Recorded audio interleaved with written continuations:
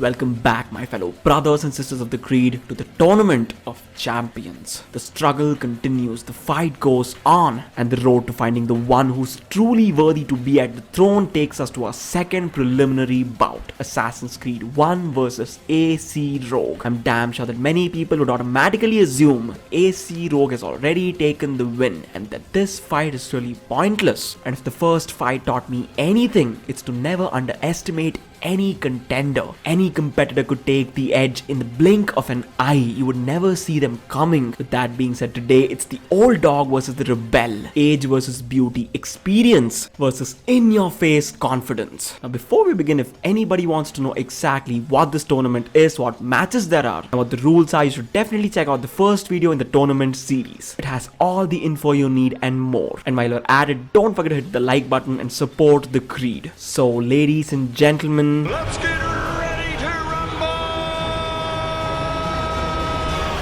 1 versus Rogue, here we go. The visuals. This would probably be the only time where AC Rogue will take the round hands down. It's a no-brainer. The graphics of Rogue are clearly much superior to that of Assassin's Creed 1. To be honest, there's no comparison. Even in this aspect, AC1 is pretty much blindsided. There was no way AC1 could have scored a hit because of the age of the game. And the only reason why Rogue wins is because of the advanced technology of its time. There's no other reason for that whatsoever. The second round is for the story. Now things get more interesting. This is where it's a leveled playing field for both these games. Even though Rogue's story on paper is one of the best, the execution itself is not so good. Whereas the story of AC1, the story of Altair, is easily one of the better ones in the entire series. And not just on paper, it's been executed really well too. And when they go head to head in this round, definitely AC1 wins. It's not a no-brainer because they both dished out some real heavy hits and they also absorbed some hard punches, but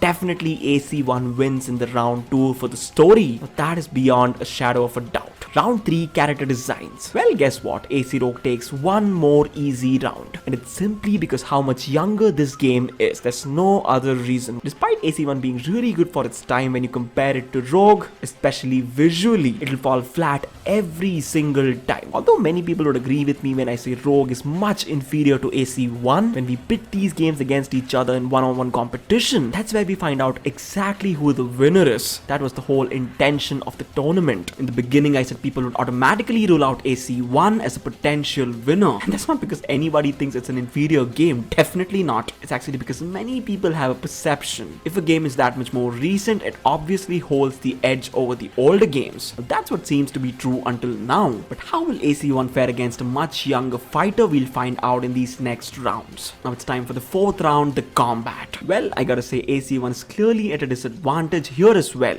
But it's really an unfair fight to begin with. AC1 clearly went into this match as an underdog, and the underdog gets pounded here. The combat of Rogue is leaps and bounds ahead of AC1, and that's because the creators got so much time to refine it to make it that much better, and AC1 never stood a chance in this round. I really feel like Altair's game is fighting with its hands tied behind its back. Rogue is clearly overwhelming the older fighter. How much inferior is the combat really? You know what, it's actually really inferior. As I said before, it's just a youth thing, and Rogue takes one more round. The odds against 1 are overwhelming now. The points stand like this: 1 point for AC1 and AC Rogue has 3. Rogue is within arm's length of the victory, and the 5th one now will be for taking the victory in the parkour round. Rogue is clearly the much more nimble and refined fighter, but in this round AC1 clearly holds its own. Even though the parkour of that time is really slow and boring, it's not like AC Rogue's parkour is anything close to the Unity level. It's maybe 20% better than the parkour in 1, but it's not at that level where you can say AC Rogue clearly wiped the floor with 1. But you know what? The first 5 rounds were clearly about the punching power, and now it'll be the time where you test the technique and where the experience will come into play. But to be honest, AC1 is really in jeopardy because the title has to win every other remaining round to stand a chance at victory. And now it's for the 6th round, the music. Well, the music of Rogue is decent at best, even though its theme song is absolutely gorgeous. And the reason reason it's so subpar is because most of its album is actually a rip-off of Black Flag, even the shanties for God's sake. Whereas AC1 has some really good music for its time. The album isn't a masterpiece like Assassin's Creed 2's, but the question is, does it get the job done? It does just enough to move out of the way in time to throw a devastating punch of its own. Well, that's good news because AC1 just won a round, and it's been a long time since we said that. There are some heavy hitting tunes like the City of Jerusalem soundtrack and the Chase theme. They are absolutely gorgeous. Clearly the reason Rogue lost here is because it's too much like Black Flag. Well, normally it's a good thing, but in this round it was definitely detrimental. Well, it's time for the 7th round, the protagonist. Which game has the better protagonist? Altair Ibn La Ahad, one of the wisest assassins in the entire series, was a Shay Patrick Cormac, a turncoat, a rebel, a backstabber. We all know the answer to that. It's Altair, hands down, any day of the week. There was no way Shay Patrick was gonna beat Altair. I mean, come on. The spiritual grandmaster of all the hooded murderers in the entire series is definitely the quintessential assassin. He is the perfect embodiment of the creed. He has known nothing else. He lives, breathes, and kills for the creed. And the heavy hitter Altair proves to be too much of a challenge for Shay Patrick to handle. When we move away from the things on the surface and go deeper and deeper into the match, we realize AC1 clearly is getting the edge over Rogue. Experience, guys, never underestimate that. Now the 8th round to determine who the better antagonist is. Al-Mualim versus Achilles Davenport. Another round, same result. Mr. Davenport clearly does not hold a candle to Al-Mualim, a superiorly written, a more complex and nuanced character than Davenport ever could have been. Al-Mualim, despite being a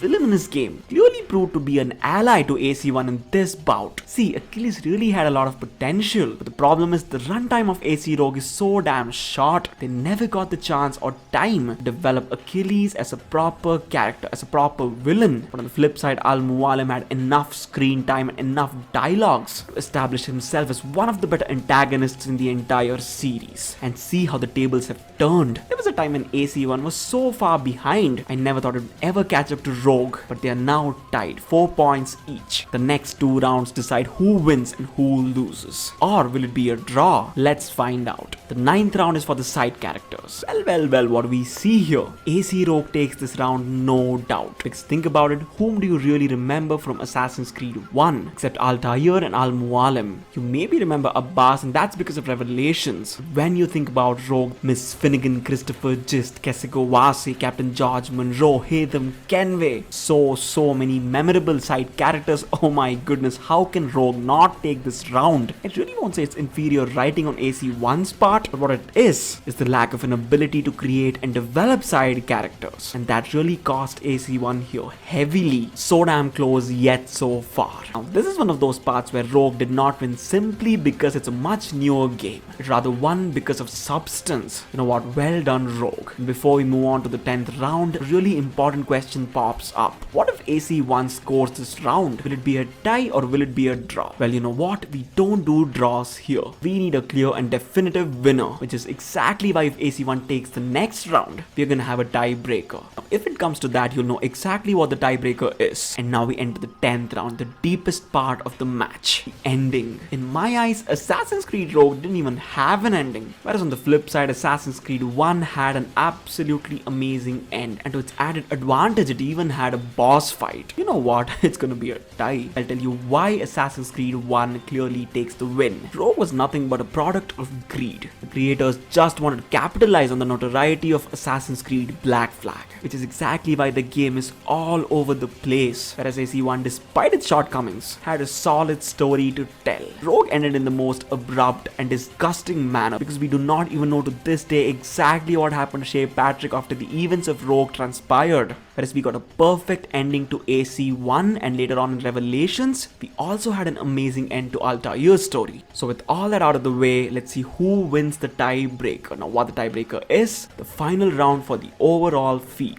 Which game felt better? Because both these games took 5 rounds each, we have to rely on what our hearts feel. And you know what? I'm gonna go with Assassin's Creed